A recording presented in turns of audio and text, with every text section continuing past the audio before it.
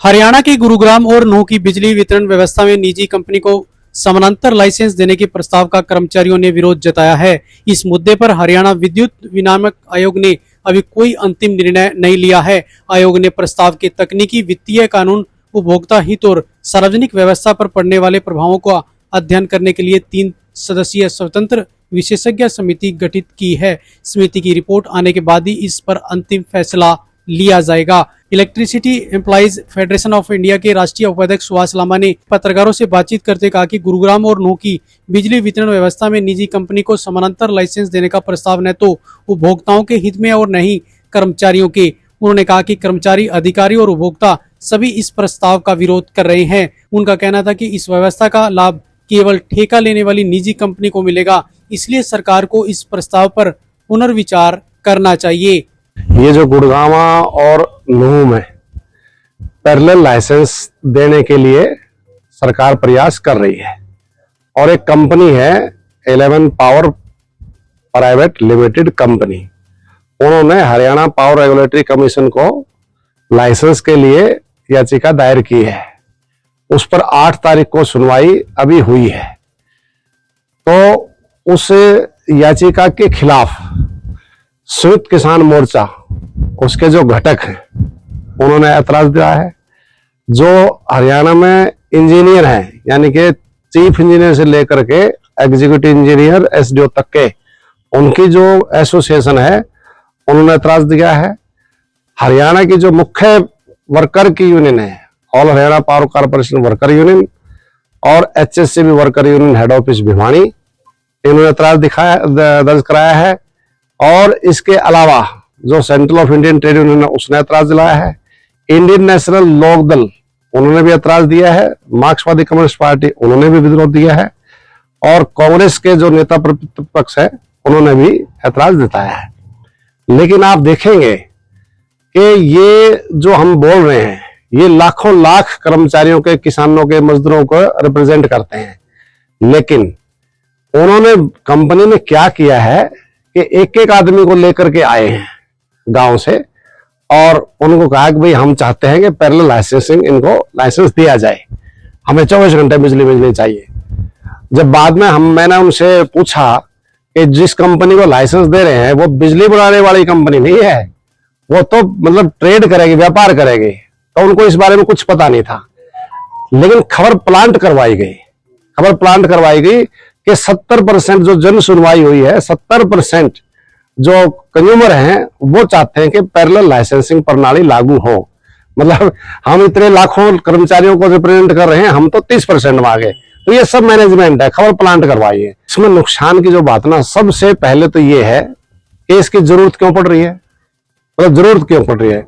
जो इसके जो स्टेक होल्डर हैं, 2 हैं, एम्प्लॉइज और कंज्यूमर। किसी की डिमांड नहीं है कि भाई पैरेलल लाइसेंसिंग प्रणाली लागू की जाए।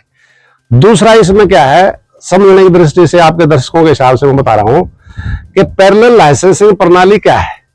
वो ये है कि आज डिस्ट्रीब्यूशन का, वितरण का लाइसेंस दक्षिण हरियाणा बिजली वितरण निगम और उत्तर हरियाणा बिजली वितरण निगम के पास है। अब इसी पे ही एक प्राइवेट कंपनी आकर के कहती है हमारे को डिस्ट्रीब्यूशन का लाइसेंस दो, जबकि उसकी कोई जनरेशन नहीं है, उसका कोई ट्रांसफार्मर नहीं है, कोई लाइन नहीं है, कुछ भी नहीं उसका।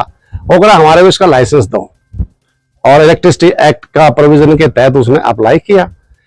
अब मान लीजिए, पहली बात तो यह है कि वो जो कंपनी है वो पिछले साल ही जून में अस्तित्व में आई है। मात्र 1 करोड़ रुपए की उसकी पूंजी उसने उसमें दिखाई है। 100 करोड़ रुपए की उसके पास अतिरिक्त पूंजी है, बाकी पैसा वो लोन लेगा। तो 1 साल पहले जो कंपनी आई है और डिस्ट्रीब्यूशन में कोई लाइसेंस नहीं है, और मेदांता ग्रुप की है जो इसमें है हॉस्पिटल्स में, तो उसका कोई अनुभव नहीं है, लेकिन उसने अप्लाई कर दिया। इससे नुकसान क्या होगा? नुकसान सबसे पहले यह है कि जो गुड़गांव है, ये दक्षिण हरियाणा बिजली वितरण निगम का हमारा डिस्ट्रिक्ट है। अगर ये प्राइवेट में जाता है तो हम ये कह सकते हैं कि लगभग 3/4 से ज्यादा रेवेन्यू वो उसके गुड़गांव का है। अगर वो चला गया तो बाकी का क्या होगा? एक बात तो ये है। दूसरी बात यह है कि पिछले 4-5 साल में लगभग 5,000 करोड़ रुपए दक्षिण हरियाणा बिजली वितरण निगम ने बिजली के ढांचे को मजबूत करने में इन्वेस्टमेंट किया है।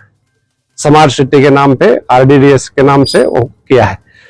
और उससे क्या हुआ है? उससे ये हुआ है कि वहां बेहतर गुणवत्ता के साथ बिजली मिल रही है, कंज्यूमर की कंप्लेंट नहीं है, और जो चोरी जिसको बोलते हैं, जिसको हम अपनी भाषा में AT&C लॉस बोलते हैं, लाइन लॉस अगर आप देखेंगे पूरे प्रदेश में 10% से ज्यादा एवरेज में है, और गुड़गांव के 4.2 और 3.6 हैं। और जो जितनी बिलिंग हम करते हैं 100% उसकी रिकवरी हो रही है। तो फिर क्यों कर रहे हो भाई आप? लाइन लॉसेज नहीं है, 100% रिकवरी है, कंज्यूमर की कोई शिकायत नहीं है, फिर भी क्यों कर रहे हो? वो इसलिए कर रहे हैं कि प्राइवेट कंपनी को एक प्रॉफिट देना है।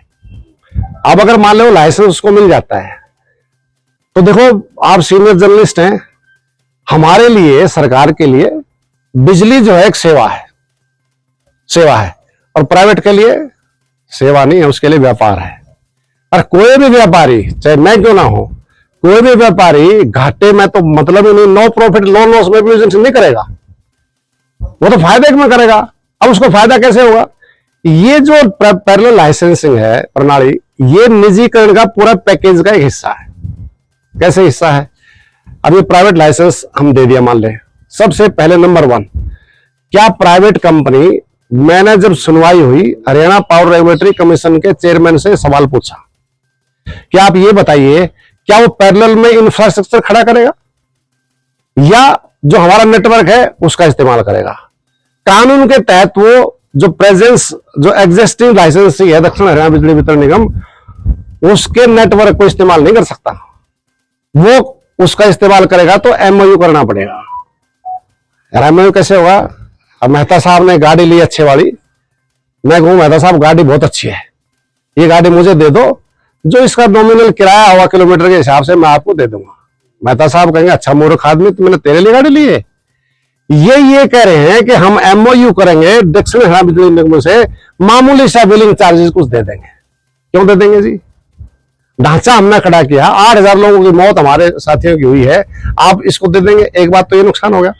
दूसरा क्या है? दूसरा ये है पैरी चेकिंग। पैरी चेकिंग का मतलब क्या है कि वो बिजली किसको देगा? हालांकि वो बोल रहे हैं कि सबको बिजली देंगे, सबको कैसे देंगे? मतलब जहां घाटे वाला उसको कैसे बिजली दे देगा वो? तो इसका मतलब ये है कि वो मॉल को, नॉन कमर्शियल को, इंडस्ट्री को, जो पॉस्ट सेक्टर है उनको बिजली देंगे। सरकार को कितनी चिंता उनकी कि एग्रीकल्चर को बिजली देनी पड़ेगी तो नुकसान हो जाएगा। उसके लिए पहले से ही 15 अगस्त से हरियाणा में एग्रीकल्चर के लिए अलग से डिस्कॉम बना रहे हैं, निगम अलग से बना रहे हैं, ताकि वो हट जाए उससे। देखो अभी वो लाइसेंस नहीं आया है, लेकिन उससे पहले, क्योंकि एक लाइसेंस थोड़ी है, अदानी ग्रुप ने भी अप्लाई कर दिया है, या हमें भी दो जी, उसने भी अप्लाई कर दिया है, और भी आएंगे। तो अब ये कह रहे हैं कि सारे का सारा उसको दे दो, एग्रीकल्चर डिस्कॉम अलग होगी। और मैं आपको बता रहा हूं आपके दर्शकों के लिए, एग्रीकल्चर डिस्कॉम जो 15 अगस्त से अस्तित्व में आ रही है, 5427 करोड़ के घाटे से आ रही है। 5427 पहली कंपनी होगी, ये पहली कंपनी होगी जो 5427 करोड़ के घाटे से शुरू हो रही है। 10 पैसे पर यूनिट हम बिजली दे रहे हैं किसानों को सब्सिडी रेट पर, तो उसकी तनख्वाह कहां से निकलेंगी? और सरकार कह रही है कि सब्सिडी का बोझ कम करना है, तो कैसे कम हो सकता है जी? तो इसलिए उसको अलग कर दिया। फिर अगर पैरेलल लाइसेंसिंग सफल करना है तो हमारा ही तार है, हमारी ही बिजली है, इसमें 2 मीटर लगेंगे, लेकिन प्रेजेंट मीटर काम नहीं कर सकता। उसमें टेक्निकल बात है, प्रेजेंट मीटर काम नहीं कर सकता, क्योंकि डाटा कलेक्ट नहीं कर सकता। उसके लिए क्या चाहिए? स्मार्ट मीटर चाहिए। तो प्रदेश में स्मार्ट मीटर मनोहर लाल खट्टर जी ने अनाउंस कर ही दिया। अब आप देखिए कि हमारे यहां 89 लाख के करीब कंज्यूमर हैं, और 1 मीटर की कॉस्ट टेंटेटिव क्या है? 10,000 रुपए। तो 8900 करोड़ रुपए ये खर्च करेंगे उस प्राइवेट लाइसेंसेस को फायदा पहुंचाने के लिए, ताकि उसका व्यापार स्मूथली चल सके। इससे भी तसल्ली नहीं है। फिर वो कह रहे हैं कि बिलों की रिकवरी कैसे होगी? तो दिक्कत आएगी जब गवर्नमेंट नहीं कर पा रही, तो उसके लिए स्मार्ट मीटर को प्रीपेड कर रहे हैं। प्रीपेड तो समझ ही रहे हैं कि फोन में पैसे पहले डालो तो बिजली मिलेगी। तो अब बिजली के स्मार्ट प्रीपेड मीटर आ रहे हैं। अब ये कंज्यूमर का नुकसान क्या हुआ? कंज्यूमर का नुकसान ये हुआ कि जो ग्रामीण क्षेत्र के कंज्यूमर हैं उनको बिजली नहीं मिलेगी, एग्रीकल्चर को बिजली नहीं मिलेगी। बिजली ये किसको देंगे? जो प्रॉफिट वाले हैं उनको बिजली कौन देगा? उनको बिजली देगा दक्षिण हरियाणा बिजली वितरण निगम। मार खाए बांदरी, डंडे खाए रीछ, ये सारा रेवेन्यू हमारा उधर चलेगा। तो वो अस्तित्व में कितने दिन तक वो कंपनी ठहर सकती है? उसके जो कर्मचारी लग रहे हैं, इंजीनियर हैं चाहे अधिकारी हैं चाहे कर्मचारी हैं, जहां प्राइवेट लाइसेंस ही आ गया वो कर्मचारी कहां जाएंगे? तो ये ना कर्मचारी के हित में है, ना ये निगम के हित में है, ना ये कंज्यूमर के हित में है। तो फिर इसको क्यों कर रहे हो?